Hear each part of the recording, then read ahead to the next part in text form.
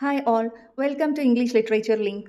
So today we are going to discuss about Robert Browning. Robert Browning was an English poet, playwright, and he's best known for his dramatic monologue. It was Robert Browning who had perfected dramatic monologue techniques, and also his psychological in-depth of his poems are well celebrated. He was born in Camberwell, Surrey. Now it's a part of London. He received education from home. Then he attended University College London. Browning's first published book was Pauline. Do you know what is the subtitle of Pauline? It's Pauline, a fragment of a confession, which was published in the year 1833. Pauline was published anonymously. Other works, noted works of Robert Browning were Paracelsus, which was published in the year 1835, and Sordello, Sordello, Sordello, which was published in the year 1840. Then, in 1846, he married his fellow poet Elizabeth Barrett, and later she became Elizabeth Barrett Browning. He lived in Italy for many years, which influenced his work. His major works, or his most famous work, is The Ring and the Book, which is a long narrative poem, which is based on a real life Italian murder trial. Other notable works include Men and Women, published in the year 1855, Dramatis Personae, published in the year 1864, and The Pied Piper of Hamelin, published in the year 1842. So you can see irony, dark humor, social commentary, psychological in-depth vocabulary, unique vocabulary, and all in the works of Robert Browning. Let's examine the notable works of Robert Browning. First one is My Last Ditches, published in the year 1842. It is written in dramatic monologue style. Then, The Pied Piper of Hamelin, 1842, which is a children's poem. Then, Porphyria's Lover, 1836, which is also written in dramatic monologue form. And the fourth major work is The Ring and the Book, which is a long narrative poem. When you come to the first work mentioned here, that is My Last Ditches, which is a classic example of My Last Ditches is a classic example for dramatic monologue technique, which was perfected by Robert Browning.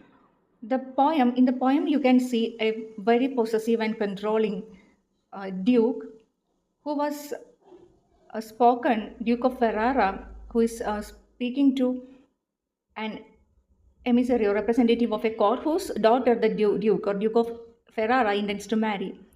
As the Duke shows the emissary a portrait of his late wife, and it is said that Fra Pandolf was a painter of the portrait of this Duchess's picture. So, in this way, My Last Duchess begins. And Duke of Ferrara, begins to recount the story of his late Duchess's life and also her death.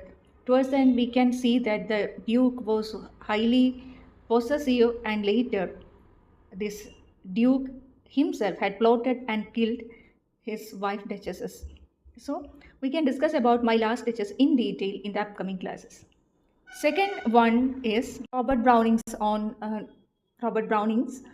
narrative poem.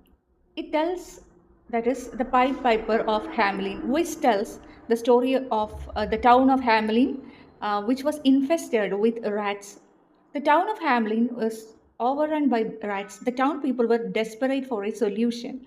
At that time, a piper arrives, a mysterious piper who is dressed in fanciful clothing arrives and tells that he could get rid of these rats in exchange of certain fee. And the town people who were fed up with the disturbance of rats agreed.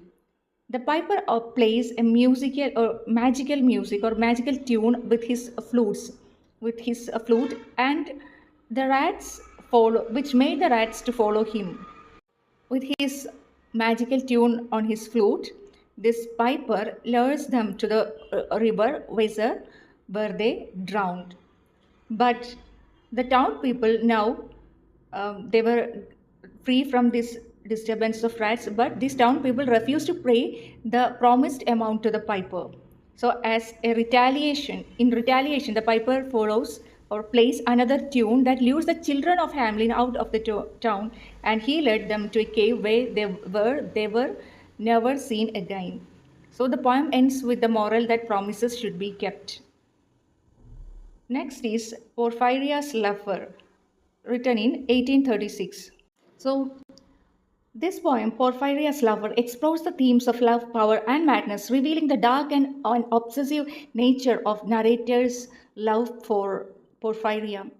The poem is narrated, it is written in dramatic monologue form by Robert Browning, and the poem is narrated by a man who describes a stormy night and when his lover Porphyria comes to his cottage.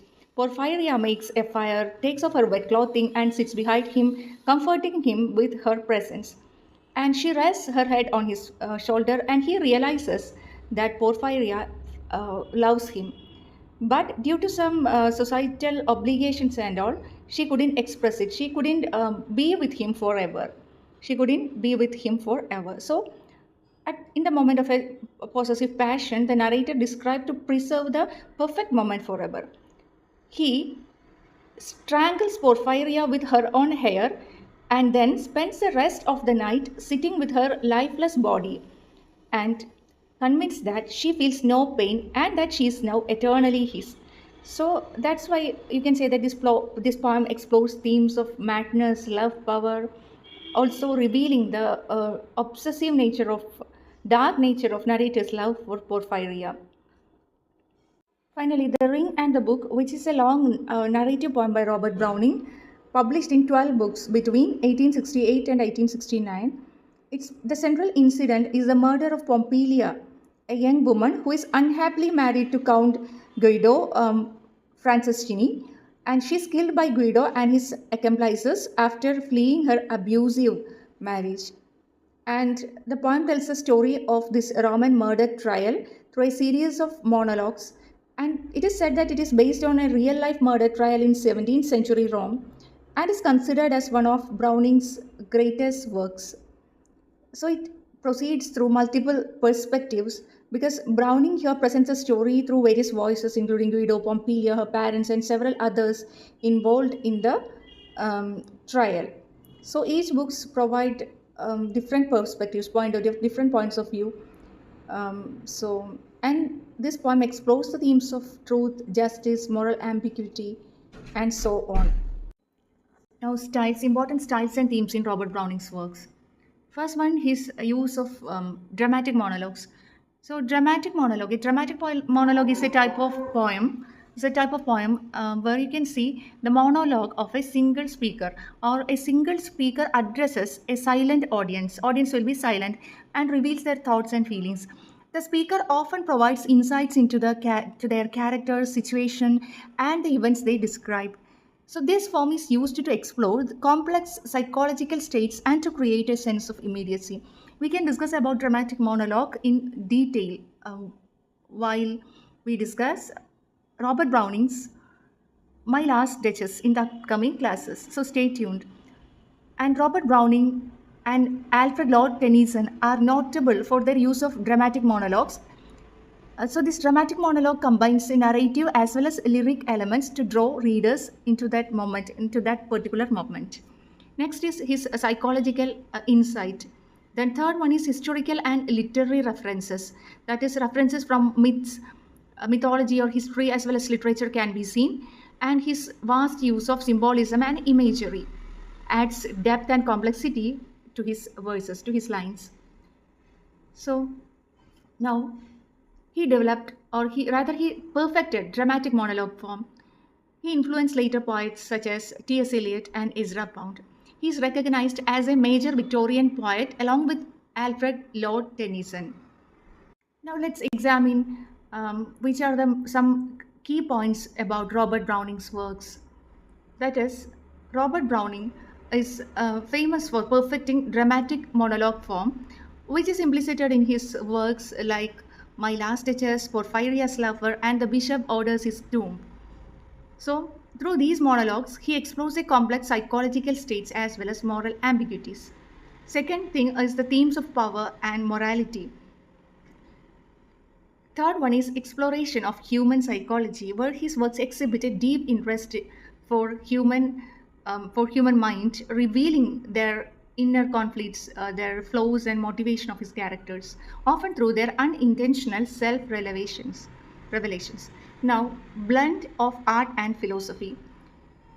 Here, some two notable examples for blend of art and philosophy are Andrea del Sarto as well as Fra Lippo Lippi, which explores the intersection of artistic ambition as well as and human imperfection.